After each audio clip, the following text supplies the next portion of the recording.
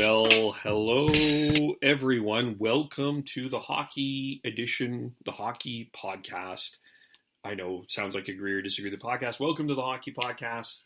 It is Saturday as we are recording this. It is a sunny, beautiful day in Coquitlam, BC. You can see the snow on the top of the mountains.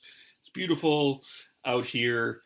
Getting ready for another week with a lot of interesting things going on this week.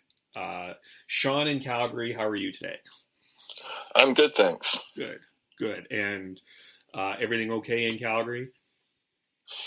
It's a little too chipper for my taste, but that's just because the Flames are doing so well. Yes, they are. We'll see what that means a little bit later on. Tyler in Terrace, how are you? Not too bad, Kevin. The slop has stopped for now. There isn't the mix of rain and snow that's been drowning the city for the last couple of days, so that's nice. Wouldn't call it sunny, but it's nicer. Oh, that's good. Yeah, it's nice here. Did you guys have issues watching the Canuck game on Thursday? Because there was internet issues apparently all over Shaw. No, I have Telus Internet and use the Sportsnet Now app, so I didn't have any issues. I was watching using my app as well, but I heard of some friends here that were having trouble getting the game in HD. They were able to get it in standard def, so I don't know. They had some odd issues there, technically, I guess. Yes, but apparently it was fuzzy. It wasn't the greatest game ever. For sure, but it did create there was some interesting conversation around Vancouver land this week. We'll get into that. We'll also get into the legacy of probably a former Canucks final appearance, possibly. We'll also talk about if the Canucks should acquire a certain goaltender, and will the Anaheim Ducks ever win another game? But first, I'd like to get your guys' opinion on something a little bit that's it's becoming more common thread. It's now new school, but it's kind of current track. What is your opinion on analytics? It's too broad of a term. There's a lot of different stats that you could say are analytics, but are useless in the NHL, and others that used to be the go-to analytics but are becoming less and less productive for scouting players. And they aren't the be-all, end-all that a lot of fans can tend to express when they're making an argument for a player. They have analytics and what you see on the ice with your own eyes have to work in tandem to get to the best result for scouting and understanding the value of a player. I think we're just putting too much into how applicable the analytics are. I entirely agree with what Sean said. I mean, I think there is a role for advanced statistics and continuing to develop that in terms of all sports, but still, it's about getting it done. It's about the eye test. It's about things that can't be measured through statistics. So I'm not somebody that's interested in getting into a big war with the pro analytic people, but I think that too much is made out of advanced statistics. I'm more of the old school on that kind of thing. So, yes. So, and that's fair. I think that there's there's a lot of interesting advanced stats that can tell you some things and can tell you other things. Most sports are going in this analytic direction, whether it's right or not, or where they go, is going to be interesting. And I wouldn't say, before I say this, he's he is an analytics guy, but he tries to explain himself a bit more like still eye test. But I want to read to you, because one of the big controversies coming out of the Arizona Coyote game, other than the cable, was the usage of a guy named a guy that we've talked a lot about on here, Nikolai Goldobin, and the usage of Michael Granlund. So let's read. I want to read what JD Burke has said about it on his midseason report card on The Athletic about Nikolai Goldobin. This is starting to look like the year that Nikolai Goldobin establishes himself as a full-time top 6 presence. It should be anyway. If you prorate Goldobin's production to 82 games, if you were looking at a 45-point player. In layman's terms, he would be a high-end second-line producer. Just for fun, let's look and see what he said for Granlund. He gave it a D+. I don't know what I can say about Granlund at this point that hasn't already been covered. There just isn't a more uninspiring player on this roster. I guess the best way one could describe Granlund is to suggest that he's a jack-of-all-trades, master-of-none type. Sure, Canucks head coach Travis Green plays Granlund just about everywhere in the lineup and in all phases of special teams, but does Granlund perform any of the tasks in those roles well? So here was Travis Green asked after the Arizona game. He switched Sven Baertschi with Nikolai Goldobin, and this is what he had to say. A little bit more juice. Yeah, just gave him a little more speed on the forecheck than Goldie does. So I thought we'd make the change, and I thought that line was better after we made the change. So that's just a snippet. He didn't really talk about not playing Goldobin in overtime, which was the big discussions. So let's start here. What are you seeing? Are they misusing Goldobin? Are we overanalyzing Goldobin? Tell us what you think. I think it's an overanalyzation of what Goldobin is. He is a skilled player who can really change the game with how he plays, but he has some major warts in his game, and he needs to be put with the right line mates to make a line that is not only good offensively, but one that can be relied upon to not give up too many chances the other way. And it's nothing against Goldobin as a player away from the puck. It's just that he is very high risk in what he does with the puck, and likes to play in the up from the circles up in the offensive zone as opposed to circles down. So when you play him with Elias Pettersson, who also likes to play up in that area in a much more efficient way, you have two guys trying to play in the same spot, and then they play catch up around the blue line a little too much, and then one mistake leads to odd man rushes the other way. So that's why we've seen Baertschi and Levo get significant time on the line with Pettersson and Besser, because that it brings the play down lower in the zone, so that one mistake doesn't create a potential scoring chance the other way. Listening to that comment from Travis Green and seeing how Goldobin was a healthy scratch not too long ago, I've used the term puzzle pieces before on the podcast here about trying to get a lineup put together, and I think it's likely that the coach is having trouble figuring out what kind of puzzle piece Goldobin is and where he fits the best. I think he has a better grasp of that with Granlund.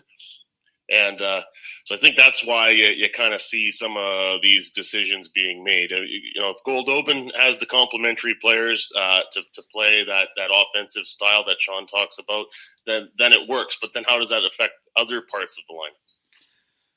Yeah, there's no doubt when the guy has the puck, he's a guy with skill. But I've also noticed that at times, and when I watch the Arizona game, he gets, if it doesn't go in, not that any other player doesn't necessarily do this, but he gets over frustrated in some ways, if I can use that as a term. Like on the kicking goal, which I thought was kicked in. He got a little bit frustrated, which created the chance down the other end and led to the goal. And it feels to me like in clutch situations, you kind of watch. I have to agree with you guys. It's hard to see where you can actually trust him, other than playing him with certain offensive guys. I don't see him as a pure top 6 forward. No, if with the way Green likes to run his lines, outside of the Pettersson line, all three other lines need to be responsible defensively. And even the Pettersson line needs to be that way and need to be responsible with the puck and not give up, not try and force a pass that's not there. And that's one of Goldobin's biggest flaws, in my opinion. And as well as when he's away, he doesn't have the puck. He has a tendency to be a little lazy and not go in for the forecheck the way you would want a player to do that. And you just need to, and that's what Travis Green is trying to teach him and coach into him. And you can tell it's slowly getting there, but not as fast as Travis Green wants, which is causing the rift between Travis Green, the coaches, Travis Green, the management, and the fan, like a certain segment of the fan base.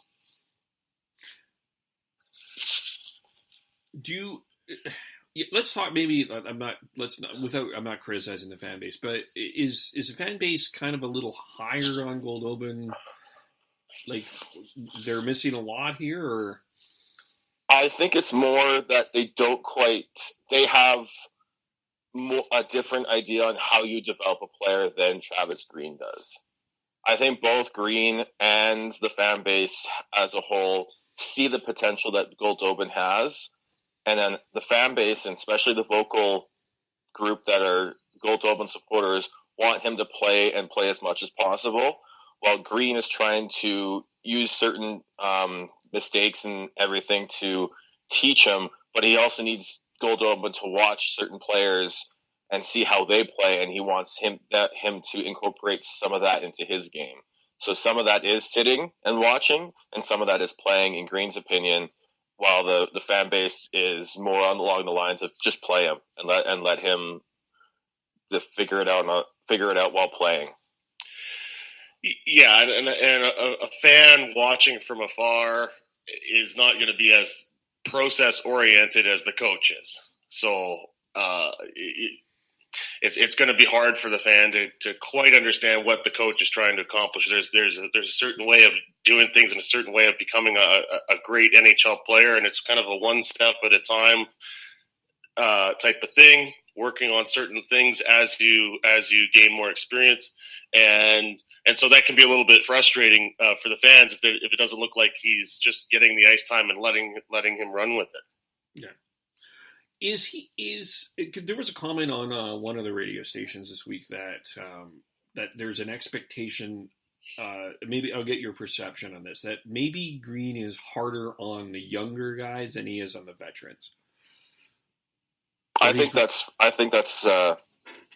true, because Green understands that the veterans, and it's also role as well. But Green understands that the future of this, like where this team goes, is all on the young players. They're the ones driving the offense. They're the ones that are the future. While the vets are there to take the harder defensive minutes away from the kids. And they're doing an okay job at it. They're not doing a great job, but they're not. They're doing what is expected of them.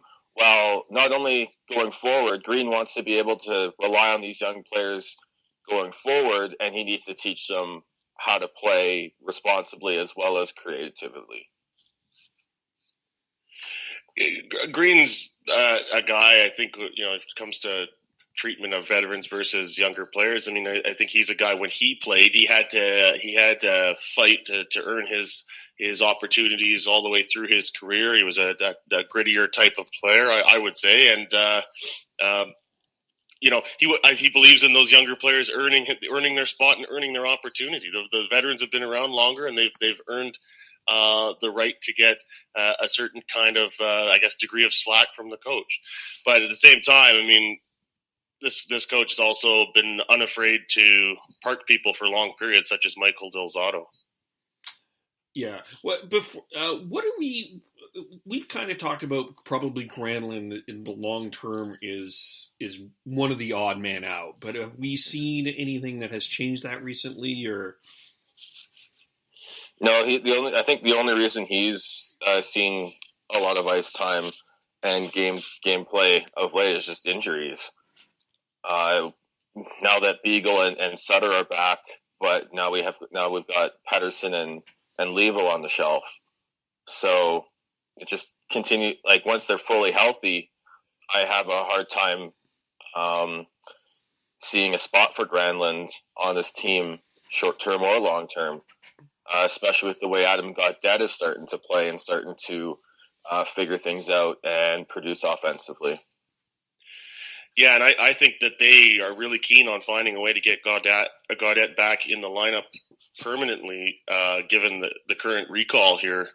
If they felt like the need for a forward was going to be a shorter term thing, they may have just left him in the AHL to keep working on what he was working on and keep the momentum going, so to speak, because he was on a bit of a roll in Utica, and instead they bring him up hoping that he's going to grab a spot and keep it. And the first game back after the call up, he scores. Yeah, the Canucks did lose to Arizona, but he had a really great game, and that's certainly got me wondering if Granlund's spot is at risk.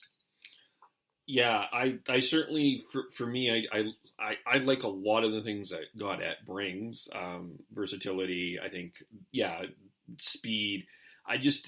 I'm kind of with what J.D. Burke says, and I see this over even as him being a former Flame watching the Flames. I'm not sure what he does really well, but he seems to. It's one of those things. It's good, but not like, oh wow, we really need to have Michael Granlund in the lineup. So because there was one game this week, there was a lot of talk about Alex Edler this week in Canuck land and what would be done. We've kind of touched on this a little bit, but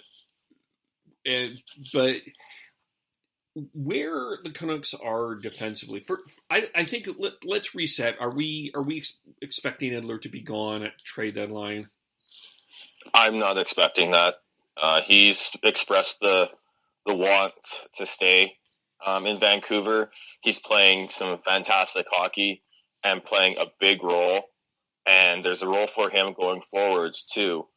You look at even with Hughes and Hugh Levy coming up, you kind of want to have a veteran presence and calming influence to help teach these guys how to play at the NHL level. And Hugh Levy is more of a question mark going into next season as is. So if it was up to me, I would re-sign him to a 2 to 3 year deal. Just making sure that there's at least a limited. It's not a full no trade clause, at least in the last couple seasons, 1 or 2 seasons, depending on the length. And you go into next year with Edler, Hughes, and Hutton on your left side with the idea of moving out one of Edler or Hutton maybe in at the end of next year to make room for Hugh Levy, depending on who's plays the development of Hugh Levy and Hutton. I just don't see a realistic scenario where Edler would be moved. I mean, he's been very consistent that he doesn't want to leave Vancouver. So if he were to be traded, it would have to be somewhere which would be a really awesome opportunity for him. So that limits the potential right there. And then the other thing is too, I mean, the Canucks, I would say they are still looking at trying to stay in this playoff chase, and whatever kind of deal they make has got to be a deal that's going to help them now, not later. So,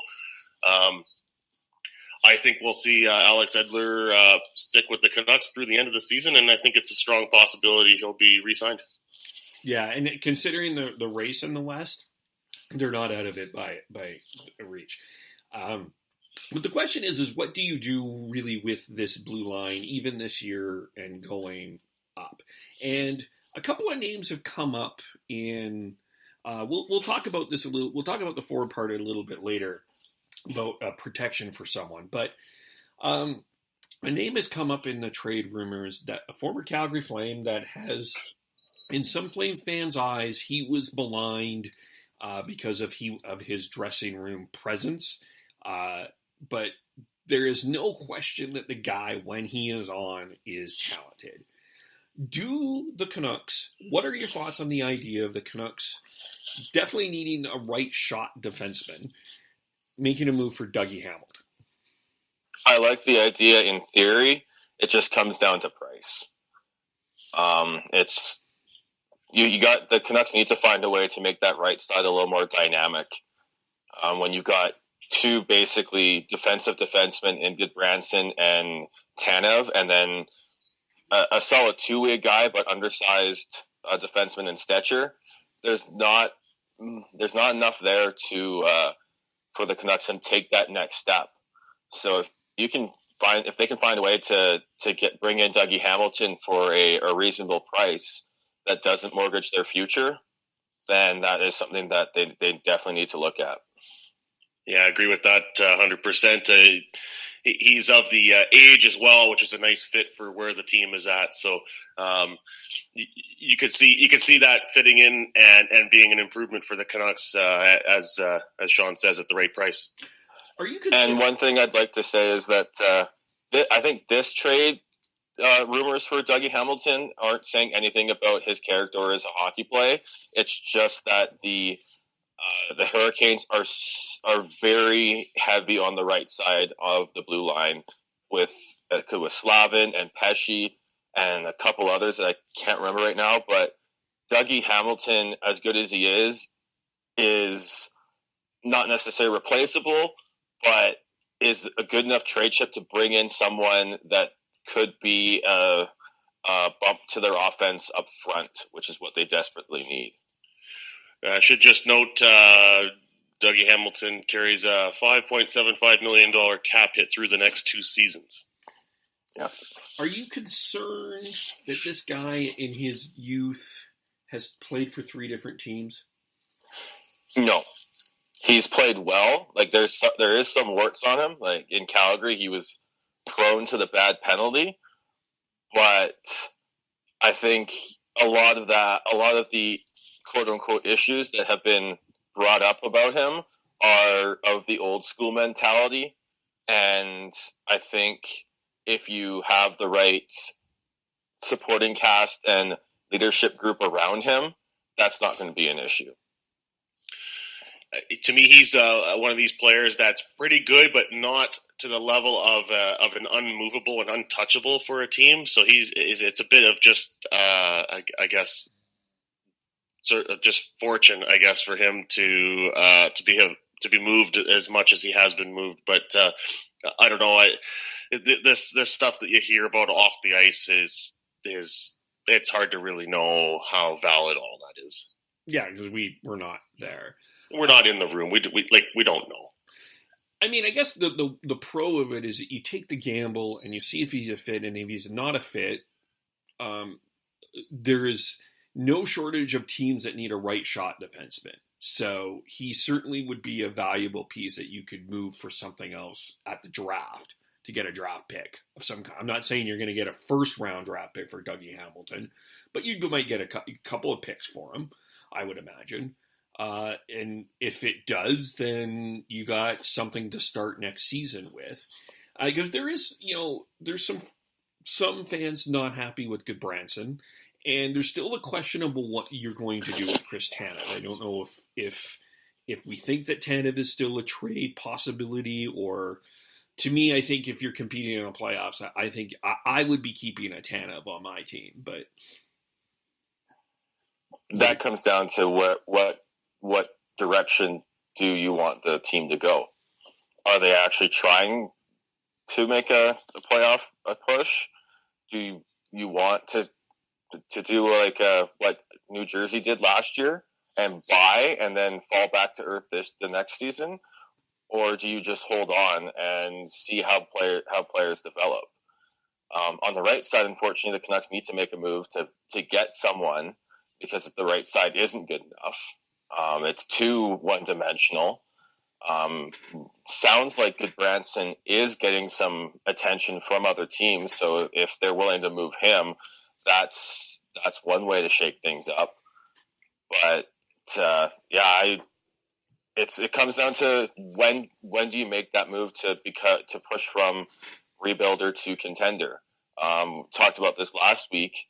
I think it's in 2 years, and it's not now. So if I was Jim Benning, I'd sit put and strategically sell non-key players to just get bits and pieces of mid to late round picks and just continue to stock the cupboard that way.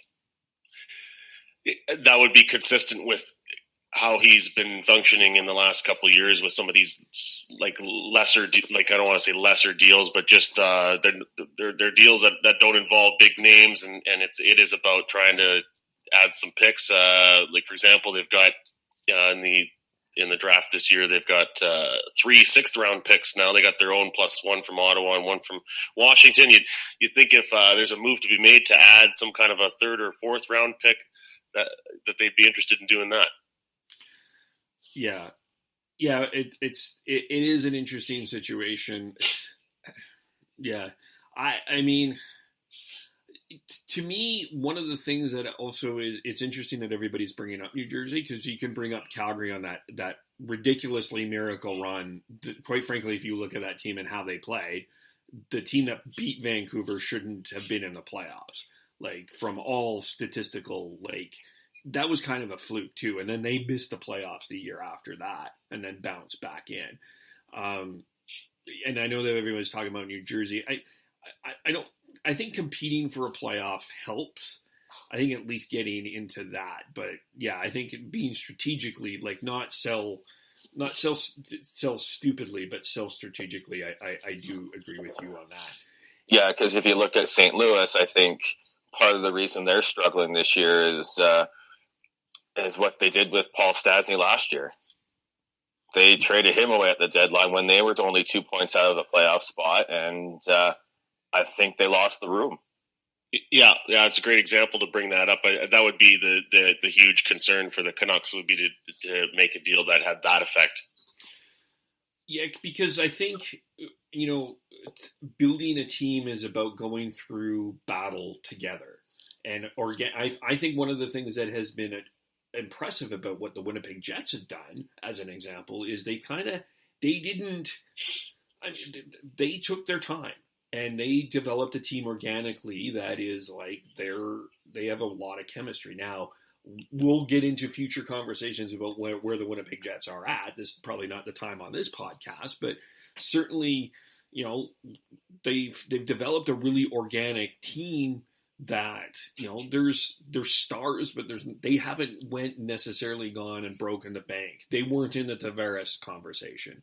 Yeah, they got hurt by the Paul Stastny thing, but they've just kept going. So there's something about developing that team in the long term and that culture. And I think that's one of the things that Travis Green has done really well, is develop that culture of winning and what does it mean to be a Vancouver Canuck? Yeah. Well, I think in Winnipeg, one of their big successes is just being able to keep guys there that are there. Like a good example would be Dustin Byfuglien.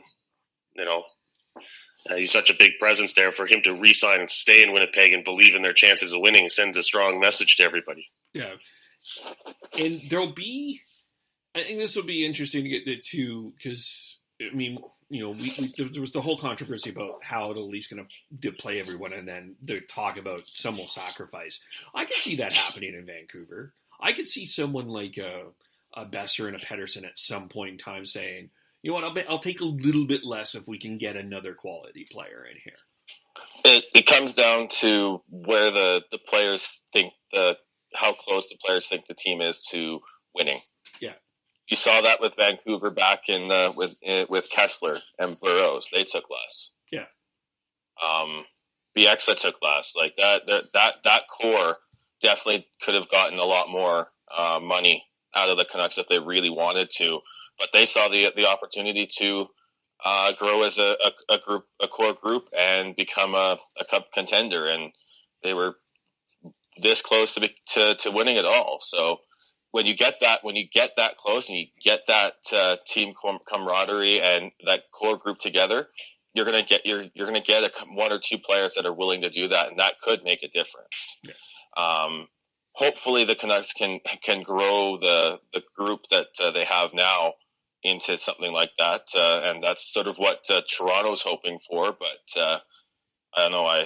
I'm still not sold on that, just because there's still too many moving parts with the Leafs and their cap situation.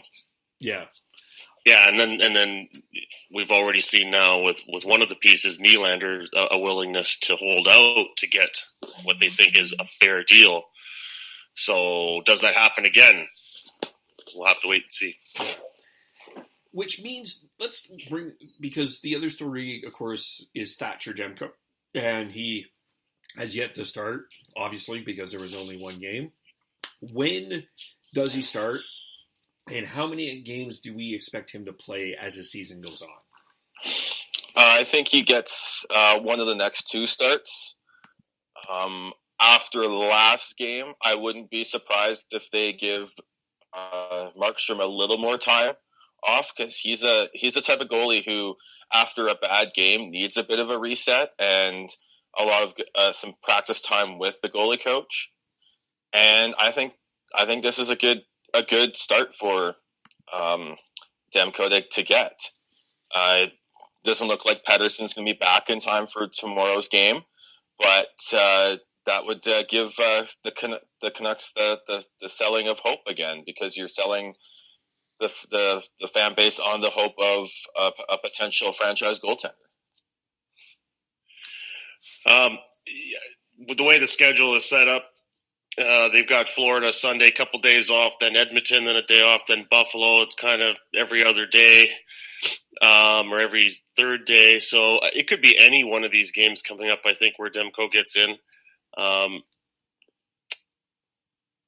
It's hard to say exactly what the coach's feeling is on Markstrom and whether he's in need of a reset or not. I mean, he didn't have a very good game against Arizona.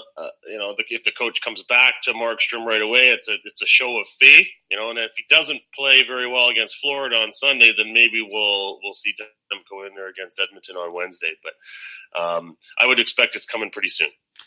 I could see the Oilers, and I could see him playing against. I could see it like the Oilers and the Red Wings. I could see him playing 2 games this week. Yeah, I could see that too. And that'd be fantastic, because not only do you need to keep Markstrom fresh, because he's played a lot this season because of the injuries to Demko and Nielsen early on, but it's time for Demko to get some NHL starts and reps, because that's the only way he's going to be able to figure it out at this level. There's going to be, and fans shouldn't expect him to step in and just start and be a brick wall. He's going to have issues. He's going to have to take his lumps, but he still is very good starting goaltender potential for the Canucks, a franchise goaltender for the Canucks potential. And if there's patience and both the fans and the organization let him learn at this level, I think there's an opportunity that not only could they have Markstrom, who's looking like he's taken the next step, but Demko pushing him for starts next season, which is never a bad thing. Yeah. Yeah, and it's so tough now to develop. It really seems like it's so tough now to develop good quality goaltending and 2 goaltenders in the National Hockey League. It's so if you can get a head start on that, I mean, a good comparison right now would be what the Oilers are dealing with Talbot and Kokianen, or I butchered that guy's name. Koskinen. I don't know why. Yeah, Koskinen. I mean, he got off to a really good start. Koskinen did, but he's been struggling down a little bit, and Talbot hasn't really found his game. So it's so hard to be. I think it's actually harder now. Now I'm going to be old man here. Nowadays, it actually seems harder now to be a goalie in the National Hockey League than it has been before. Well, the constant changing of how big the goalie equipment is, and the shape of it, and the streamline of everything, and how quick the game is, and how hard the players shoot, and quick they can pass cross crease. Yeah, it's a lot harder. They have to be on their game. They have to be on their game physically and mentally every game. Otherwise, they're going to get lit up. You look at Luongo right now; he's struggling mentally, and he's having a rough go of it. Bobrovsky just went through a meltdown that cost him a start and got him basically suspended from the team for a game. It is very tough to be a goaltender in today's NHL. And I'll add, in specific Canadian market specifically, and probably even some high-level, high-intensity American markets, it's the mental game on this is even harder. Because if you have I bet you in the off season when Mike Smith is done with the Calgary Flames or whenever that is, he's probably going to feel as much relieved as anything else, because it's just like every move and every step that this guy has taken in the goaltending world has been micromanaged and analyzed to the point that he has to basically be perfect really to be considered a great goaltender. Not that he's been anything close and perfect, and not that he's been anything of top notch in quality. He would probably admit that, but it's goaltending is such under mental microscope now that you have to be mentally prepared for this as well. Yeah, Absolutely. it's a different monster than it was back in even 5-10 years ago. So one of the we'll talk a little bit now about acquisitions, because a name has come up. Sean brought him up. Sergei Bobrovsky was suspended this week for conduct detriment to the team. Here's what John Tortorella had to basically say. No, I have no comment. The release will speak for itself.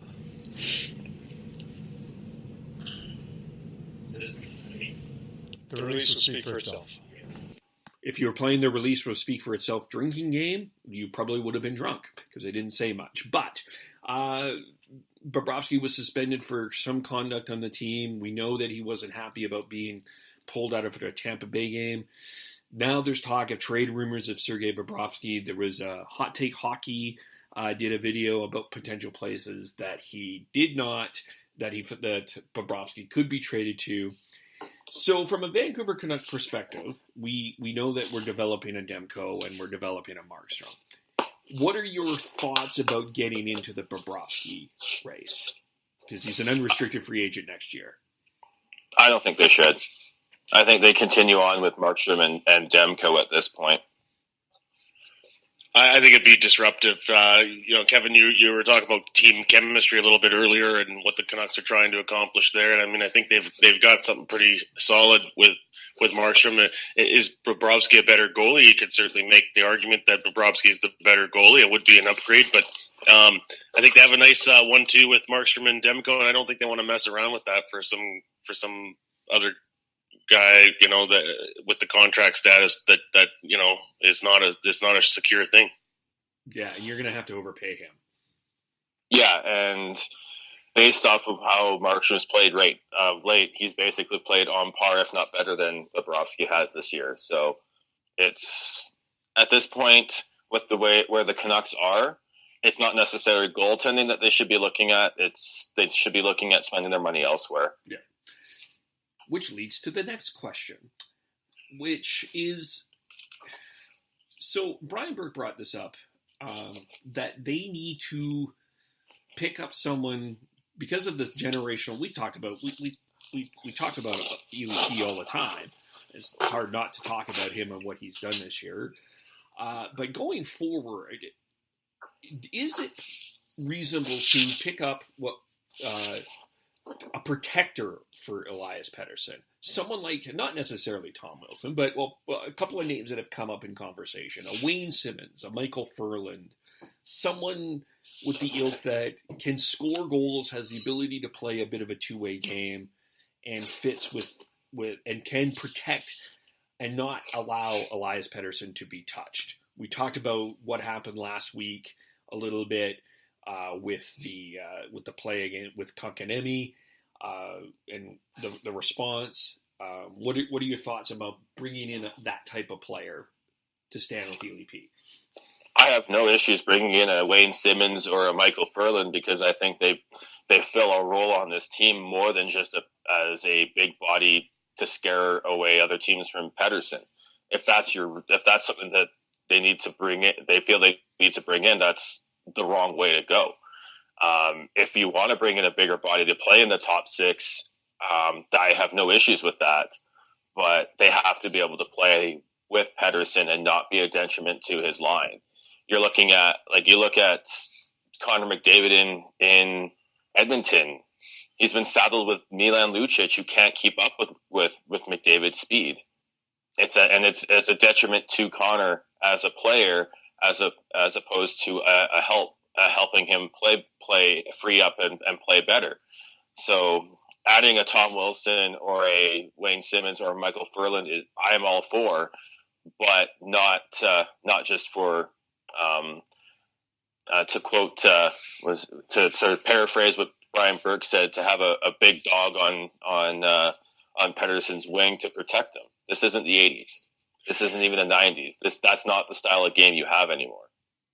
Yeah, to me, this is one of those things that sounds really good in theory and is a great idea in theory, but in actuality, it's hard to find that right guy that comes at a good price. Like, Edmonton brought in Lucic, and not only is it not working on the ice, but it doesn't work on paper in terms of salary cap management either. Like, it's hard to acquire that kind of player at a low cost, and have it actually work. So it's good in theory, but I think more likely the Canucks from within need to find a little more stick up for one another at certain moments. It's there sometimes, but not always there. It's really, well, it's tough to do, I think, in this league now because of the instigator rule and stuff like that. But yeah, I mean, I think you got to make sure that the guy that you pick, whoever that is, adding a top six, I think, yes, but chemistry is key, and salary is key. I mean, congratulations to Milan Lucic for scoring his first goal in 41 games this week. But I mean, yeah, you're right. I mean, that's something. It's a bit of a risky thing. But I also think that Pettersson, as he grows into this game, he's going to change the way he plays. He's gonna be a fighter or anything like that. I'm not saying that, but it is going to be tougher to take shots at him, I think, as he learns this game a little bit more, as learns his art around that game. It's going to be tougher to take shots. And as he fills out, too. I mean, like Petey's not the first Canuck player here to come in, be a little undersized and get pushed around. I mean, this happened with the Sedins in their earlier years. This has happened with other players on other teams. I mean, Sidney Crosby got pretty rough treatment his first couple of years, and I mean, look at him now. So I don't know. I would say let's be careful not to make too much out of the whole. Does Pettersson need protection? I mean, right now it looks like he does, but that may not be a long term. Yeah. The way I put it is to Flames fans and you, Kevin, is: do you think Johnny Gaudreau needs a protector? No, I don't, and I'll tell you, Johnny Gaudreau has already said in a lot of ways that Elias Lindholm has been the perfect fit for what they are. So if you ask Elias Pettersson and Besser, they would rather have a guy that fits with them than a protector per se. And that's why I think like a Michael Ferland or a Wayne Simmons would make sense, because they both are, while they're big bodies and willing to drop the mitts at time when needed, they make their money based off of how they produce offensively, as opposed to just being a mean face on the wing. Yeah. The game isn't in this, like, I mean, there's a value in a guy like Ryan Reeves. There's a value in a guy like Tom Wilson. Wayne Simmons, I think Wayne Simmons is going to get a lot of interest in this market. I don't know what Michael Ferland is going to attract, because I think Ferland is a very inconsistent player at times. Yes, he scores goals, but there's times when he has disappeared as well. So I don't know if you can get a lot for him, but I don't think to find a guy to sit and protect Pettersson, I don't necessarily see that per se, but yeah.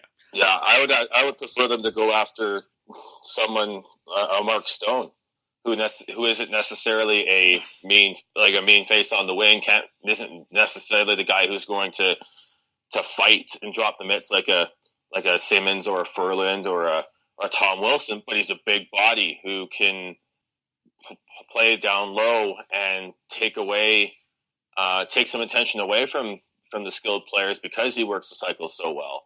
And I think that's something the Canucks should be looking at over the fighter protector style. And I don't think Benning or Green are going to look at that because they've got Roussel. They've got Roussel, who's basically there to do that in a third line role capacity, and he can move up and play in the top six in short spurts if needed. Yeah. So tomorrow night, Roberto Luongo will be playing what is likely considered his last game in Vancouver. He has been he's been an interesting folk in Canuck lore. Of course, getting the Canucks to the Stanley Cup final in 2011, being the winning goaltender in the gold medal in 2010. He, of course, the famous point was with John Tortorella. He was benched at the Heritage Classic.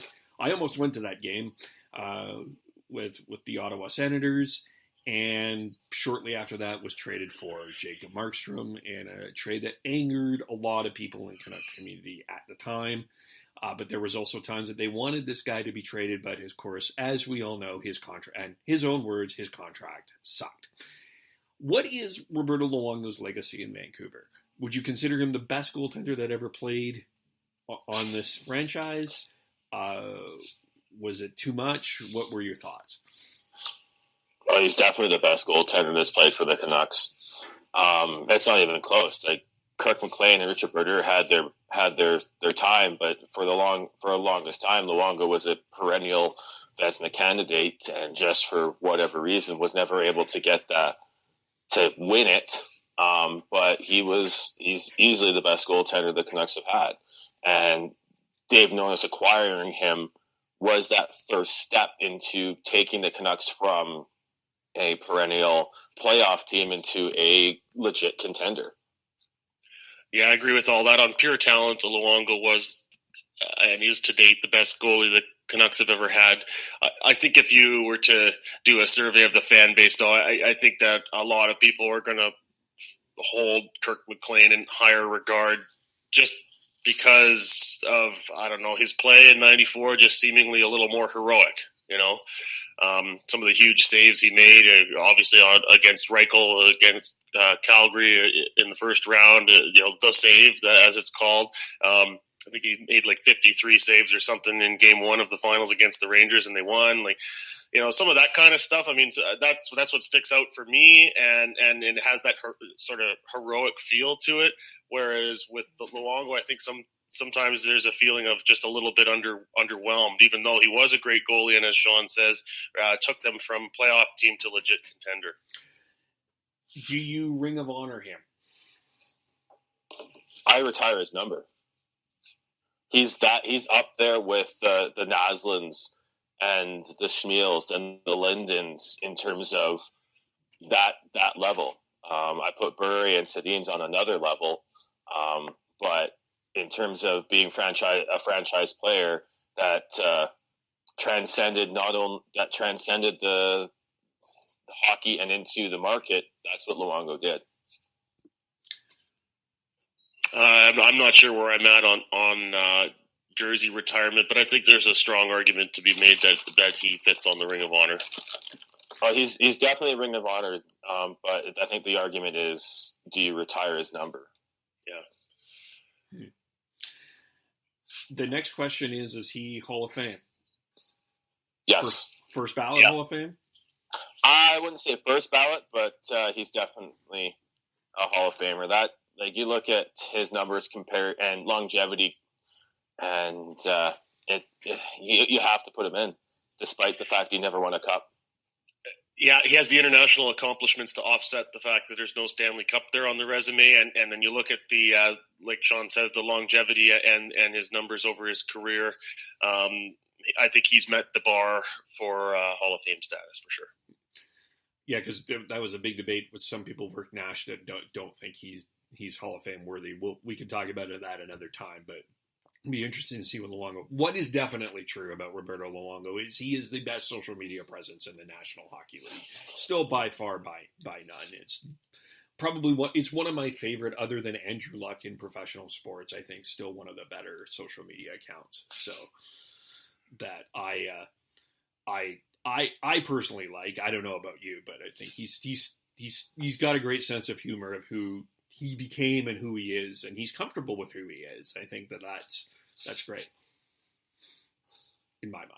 Anyway, it's quite interesting. You look at the characters that were on that 2011 team.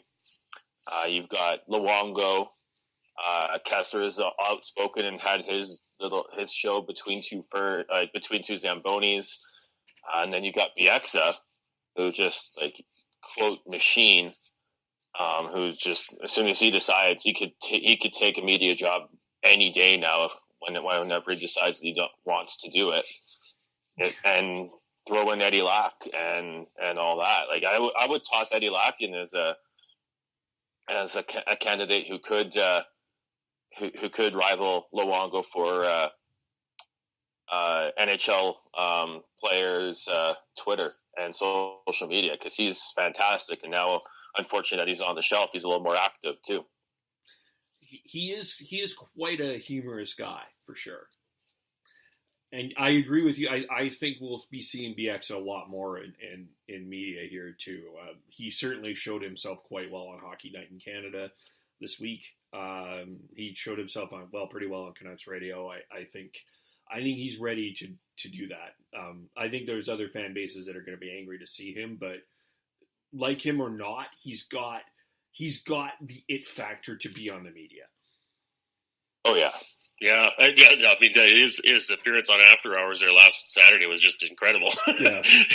I was just dying watching that. It was very, very candid, and you can tell he's comfortable with the idea of a media career. He's not quite ready yet to hang up the skates. Still looking for that opportunity potentially in Europe somewhere, but you could see that he's looking to life after hockey pretty hard now at this point. Yeah. He reminds me a bit of PJ Stock in the fact that he doesn't take himself too seriously. Yeah, for sure. Whatever happened to PJ Stock?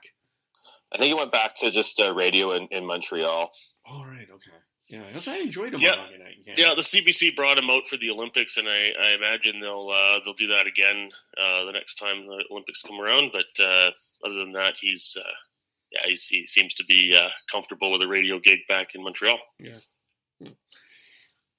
Let's quickly finish off with some other. We kind of touched on some of the other news out there, but Randy Carlyle kind of lost it last night. The Anaheim Ducks haven't won in 10 games, and which is very unusual for the Anaheim Ducks. They've been one of the perennial teams in this Pacific Division for a long time, but it appears that the time is up for the Anaheim Ducks.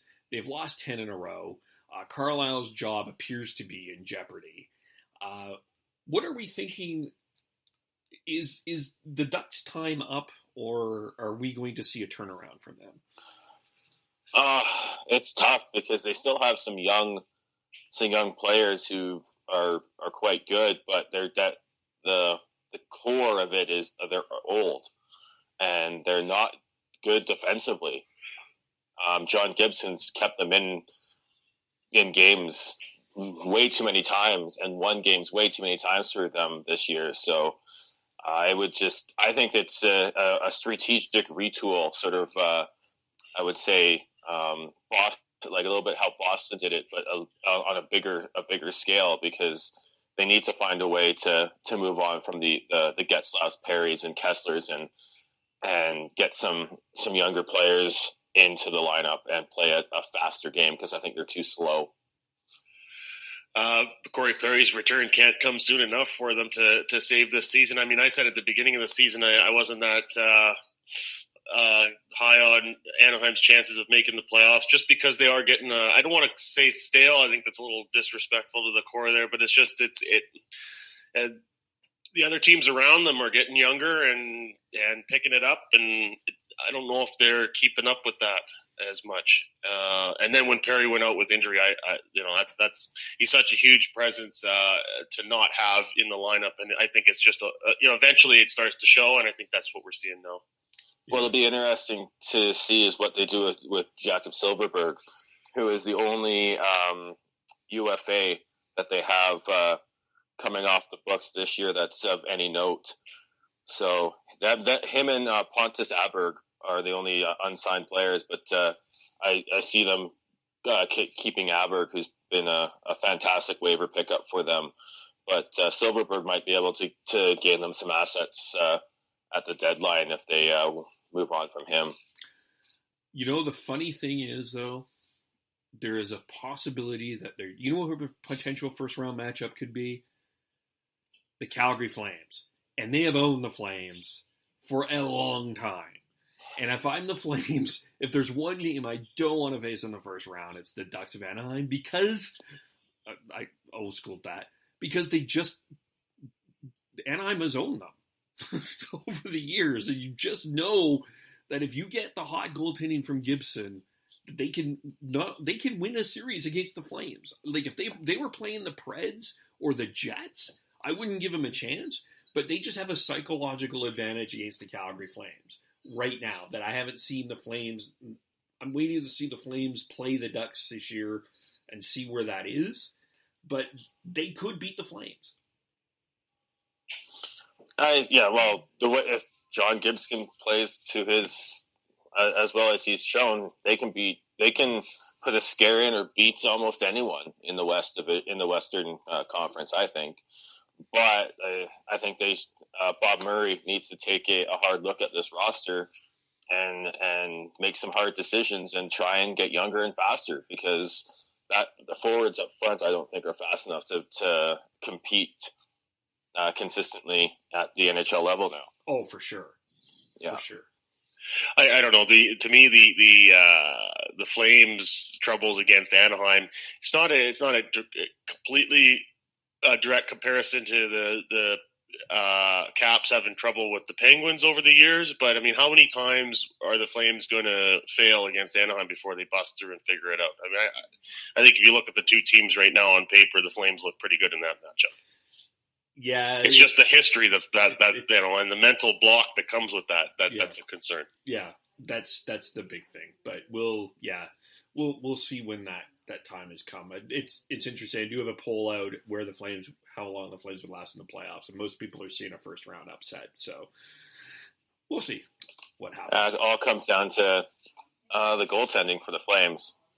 If Rittich is playing like he's playing right now, they'll be a tough out for anyone, and you could see a long playoff run for the Flames. But if he falls off, then I think that's going to be a quick exit for the Flames again. Yeah, and it's a big if, because the playoffs are a different animal for goalies, and it's an unknown world for Rittich. At least they have the security of Mike Smith, who's been in the playoffs before and been won some rounds. He's there if they need to turn to him. So I think they have a bit of a safety net that way. But I think it as Rittich goes, the Flames will go in that regard. Well, remember last year Connor Hellebuyck didn't have any playoff experience and got him to the Western Conference Final. Well, yeah, so I'm not saying it's anything against Rittich. I think he has all the potential to do that. It's just whether or not he can. It's can he keep up this play, and can they find enough? The other issue is starts and playing time for these goaltenders. It's been proven that you can't overload your goalie if you're wanting to look to make a long playoff run, because they'll falter and fade. And at this point, I know the mood around Calgary completely changes when Rittich isn't playing in net and it's Mike Smith starting. The confidence completely wanes in this city, whether or not the Flames can win. So if they don't have the confidence to play Mike Smith going forwards, they're going to have to rely on Rittich heavily, and he has not played been a starter before. So it's going to be interesting to see if he can not get too fatigued going into the playoffs as well. Yeah. It's interesting. It's been since 2005, I believe. There was a stat out that came out this week. It's been since 2005 that a goaltender over 60 games has won a Stanley Cup. That has played over 60. Yeah, so it's not happening anymore. You need 2 goalies to win. The stats prove it. Well, let's end it there. We've covered quite a bit. Where do we follow you guys? I am Beardy Canucks 03 on Twitter. And I'm at T-Noble, T-N-O-B-L-E. And you can follow me at KDOLE and like the Hockey Podcast on Facebook and subscribe on all the platforms. We'll talk to you all soon. Bye for now.